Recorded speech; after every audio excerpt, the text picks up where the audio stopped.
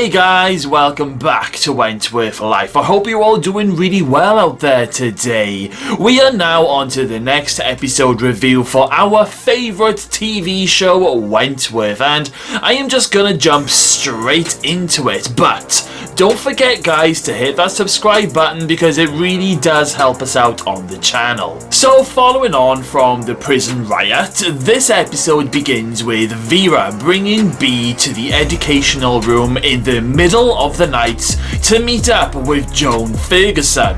Now Joan tells B that it's now time to negotiate. Joan tells B that the women will never pull another stunt like that ever again, and Joan wants B to instruct the women to clean everything up.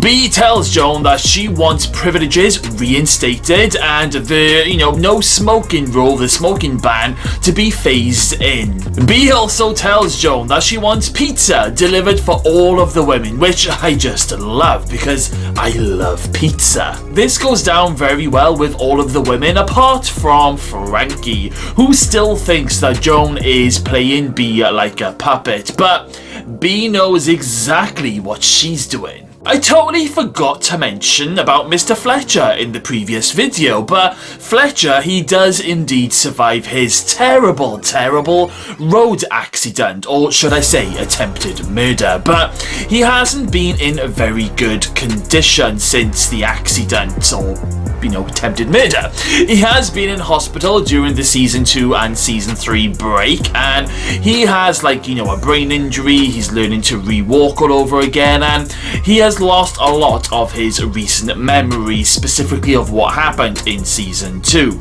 Now Vera, she has been coming to visit Fletcher without Joan Ferguson knowing, and in this episode Fletch tells Vera that he wants to see Will. So Vera mentions it to Will, and at first Will doesn't seem very keen, but eventually Will does go to see Fletcher, and he tells him that he does forgive him, but he does also want Fletcher to stop messaging and just to stop calling him, and basically he wants for both of them to go their separate ways from now on. The drug situation takes a surprising turn in this episode. So if you remember in the previous episode, Frankie was smuggling drugs inside chickens through the food delivery.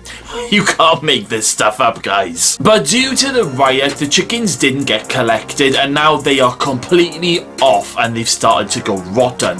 When Frankie and the women bring the chickens in, Vera, she notices the vile smell just as Frankie is trying to get the drugs. So all of the chickens, they end up being thrown out, including these drugs. So the girls who had pre-ordered, they aren't very happy. So Frankie, she tries to get another load of shipment brought in. However, B and Maxine, they end up cornering Jody in the shower block, demanding to know how the drugs are coming in. Of course, we all know that B is totally anti-drugs. This is just a ploy to set Jody up to take the fall and also to give Frankie a stern warning. So when the next load of drugs come into the prison, Maxine ends up moving the drugs and planting them into Jody's cell. And during a cell toss, the drugs are found and Jody is slaughtered. Now this leaves Frankie in serious trouble because she took all of the women's money to buy these last lot of drugs, and Frankie does not have enough money of her own to pay them all back. We are introduced to Tina and Cindy Lou, who have placed a massive order with Frankie, and they are just basically pissed off. Tina tells Frankie that every day that they have to wait for their gear, or their happy lucky as they call it, they will add an extra 10% on the money that Frankie owes them every single day. But Frankie tells them that this is just not gonna happen. Boomer even grabs Tina by the throat at one point, and there is this hilarious scene where Cindy Lou, she ends up shouting a load of abuse at Boomer in a different language, and Boomer is like, what the fuck did she just say? It's so funny. Tina ends up telling Frankie that she is basically dead. Now this is quite a turn of events, Frankie receiving a death threat. When you think back to season 2, nobody would dare say this to Frankie, so I can remember being quite shocked when I saw this for the very first time. It made me realise just how vulnerable Frankie now is in this season compared to the last. Poor Liz is not having a good time in this episode. First of all, she was bashed by Boomer in the previous episode, and now Liz is blaming B for being back in prison and basically ruining her chance of parole. But to top things off, her daughter Sophie, she comes into the prison to visit Liz. Now, normally this would be a nice, happy thing to happen, but not for Liz, because apart from that one moment in season 2, Liz hasn't seen her children since they were very little. And this is actually a really sad scene to watch, because we listen to Sophie tell her mum how she used to just imagine that her mum had only just gone out for a little bit, like maybe popped to the shops, but she'd be coming back. And they then talk about what happened during that night out in season 2, but Liz, she ends up telling Sophie that it would be best for her if she just stays away from now on. Now, I don't think Liz did this maliciously at all. She did this because she thought that she was protecting Sophie, and this totally messes with Liz's head for the rest of the episodes. I mean, totally understandable. But Liz does end up ringing Kay, the woman who's been looking after Sophie and Artie, and Liz basically tells Kay to tell Sophie that she does love her and just to basically check on her after the visit. Poor Liz, it's so very sad. On this subject of Liz, Boomer is in for one hell of a punishment for what she did to Liz, and this brings me on to a very intense, shocking scene where B has called for all of the women to come to the laundry. B stands up on her press telling everyone that there is to be no more drug trade in the prison, and that if anyone goes against her, then there will be consequences. This is when Maxine and Juice both grab Boomer and drag her over to the steam press, and B tells them to put both of Boomer's hands inside. Now Frankie, she does try and stop it from happening, but she can only do so much, and she can see that it's just no use. Frankie has no support from anyone, apart from Boomer of course, but Boomer's about to get steam pressed.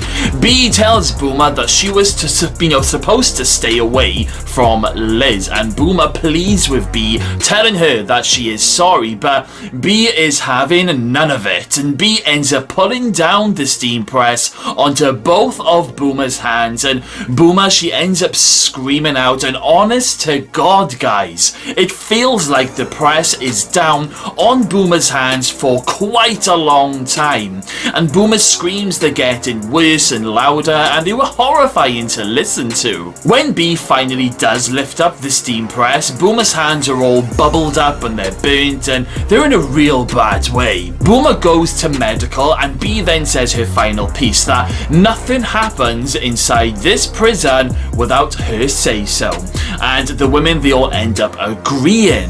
Ooh, I flippin' love just how badass B has become. I love how she's got the support of the women, even when B has to do these things as punishment. It's a mixture of respect but also fear.